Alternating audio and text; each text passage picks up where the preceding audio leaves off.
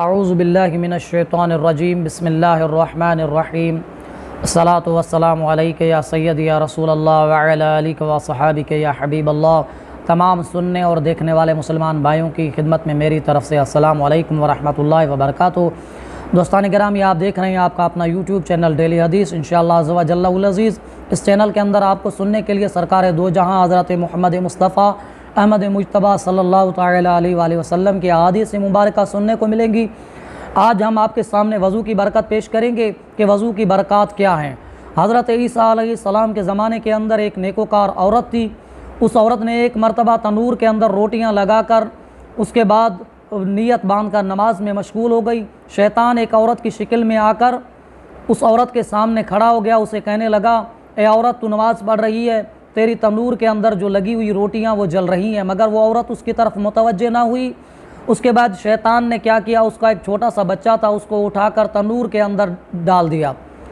جب تھوڑی دیر گزری تو اس کا خاوند آیا، اس نے دیکھا کہ تنور کے اندر اس کا بیٹا چنگاریوں کے ساتھ کھیل رہا ہے، مگر جب اس کے خاوند نے دیکھا غور کے ساتھ تو اس چنگاریوں کو اللہ تبارک و تعالی نے سرخ عقیق بنا دیا تھا، یعنی سرخ عقیق کی صورت میں چنگاریوں کو اللہ تعالیٰ نے تبدیل کر دیا۔ جب وہ عورت نماز سے فارغ ہوئی تو اس بات کا پتہ حضرت عیسیٰ علیہ السلام کو چل گیا۔ حضرت عیسیٰ علیہ السلام نے فرمایا، اس عورت کو میرے سامنے بلاؤ۔ جب وہ عورت حضرت عیسیٰ علیہ السلام کے سامنے آئی تو حضرت عیسیٰ علیہ السلام نے فرمایا کہ تیرا ایسا کون سا عمل ہے جو اللہ تبارک و تعالیٰ نے تیرے اوپر اتنا رحم و کرم فرمایا ہے؟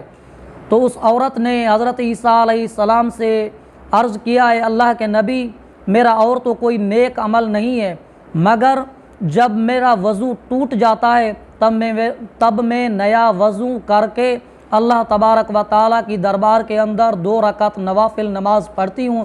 اللہ تبارک و تعالیٰ وضو کی برکت اور 2 رکعت نوافل کے طفیلے میری ہر حاجت کو پورا فرما دیتا ہے۔ تو دوستان گرامی، اللہ تبارک و تعالیٰ آپ کو اور ہم سب کو سن کر اس کے اوپر عمل کرنے کی توفیق عطا فرمائیے۔ آخر میں سرکار دو عالم صلی اللہ علیہ وسلم کی دربار کے اندر درود شریف کا ہدیہ پیش کریں گے۔